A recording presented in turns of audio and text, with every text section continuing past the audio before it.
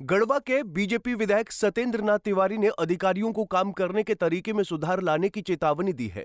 तिवारी ने कहा कि अगर रोड बनाने के लिए लोगों की जमीन का अधिग्रहण पंजाब सरकार की पोस्ट मैट्रिक स्कॉलरशिप योजना 245 करोड़ रुपए आवंटित ताकि अनुसूचित जाति के विद्यार्थियों को मिले उच्च शिक्षा। अगर मुझे ये स्कॉलरशिप ना मिलती तो शायद मैं अपनी पढ़ाई जारी न रख पाती। 2,31,000 विद्यार्थी पंजीकृत, 92 करोड़ की रकम दी जा चुकी। मैं AI/ML हमेशा से पढ़ना चाहता था। अगर स्कॉलरशिप नहीं होती तो मैं कभी भी एडमिशन नहीं ले पाता ऐसे कोर्स में। मुख्यमंत्री भगवंत सिंह मान की कोशिशों से पंजाब बन रहा है रंगला पंजाब। किया जाए तो उन्हें उचित मुआवजा दिया जाए। उन्होंने कहा कि जिन लोगों को 50 लाख रुपए का मुआवजा मिलना चाहिए उन्हें आज तक राशि नहीं मिली। तिवारी ने कहा कि सरकार को अधिग्रहित जमीन के बाजार मूल्य का 4 गुना भुगतान आम लोगों को करना चाहिए। देखिए, कानून का रक्षक ये अगर भक्षक बन जाए तो फिर जन आंदोलन लोकतंत्र में व्यवस्था है, हथियार है।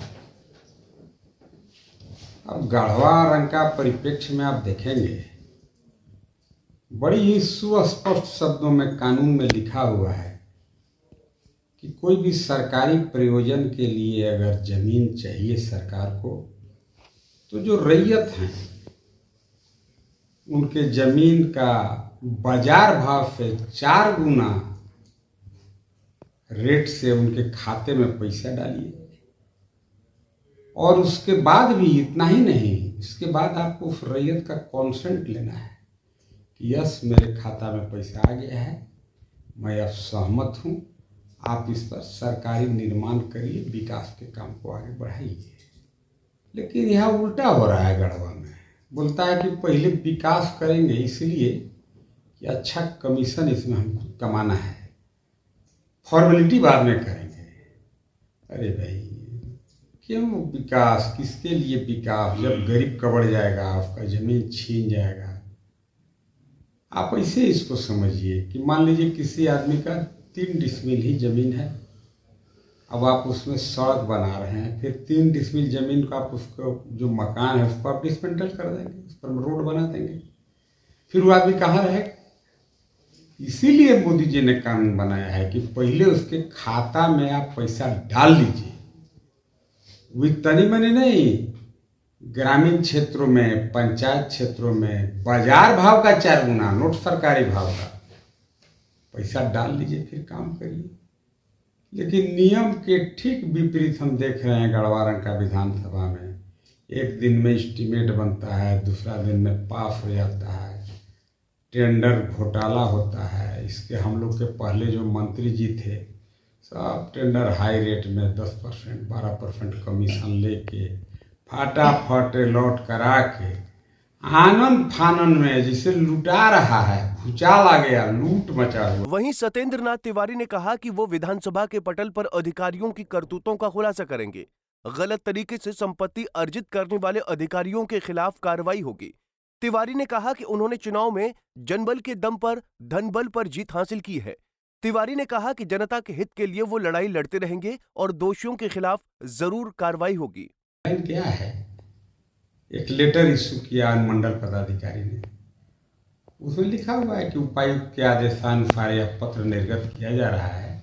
इन सभी विकास के कामों में, निर्माण के कार्यों में कोई व्यक्ति लेवी न मांग सके, कोई गुंडागर्दी न कर सके, कोई किडनैपिंग न कर सके, इसलिए इनको पुलिस बल मुहैया कराया जाए। ठीक है, आप जिस प्रयोजन के लिए पुलिस बल मुहैया करा रहे, पुलिस को सिर्फ विद इन दैट लिमिट काम करना चाहिए, न कि भय दिखा करके गरीब के जबरदस्ती जमीन पर माटी डाल देना। आज तो हम बोल रहे हैं बहुत लोगों के जबरदस्ती जमीन पर माटी डाल दिया गया, भूमि अधिग्रहण नहीं हुआ, कौन जीमा लेगा? ये देखिए सबसे बेहतर विकल्प है, और विकल्प नहीं, जनता मुझे इसीलिए चुना भी है। मैं इस बात को विधानसभा के पटल पर बड़े ही मजबूती से और शालीनता से रखूंगा।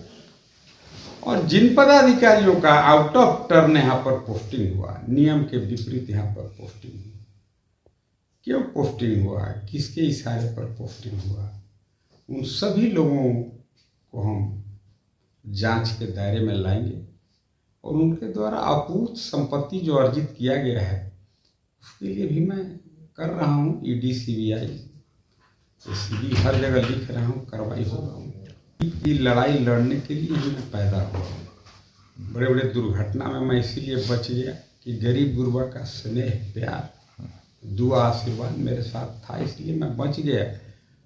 और आपने देखा भी पिछले चुनाव में एक तरफ धन बल का कितना नंगा नाच हुआ यहाँ के पूर्व मंत्री जी द्वारा, और एक तरफ जनबल के दम पर मैं चुनाव जीता हूँ।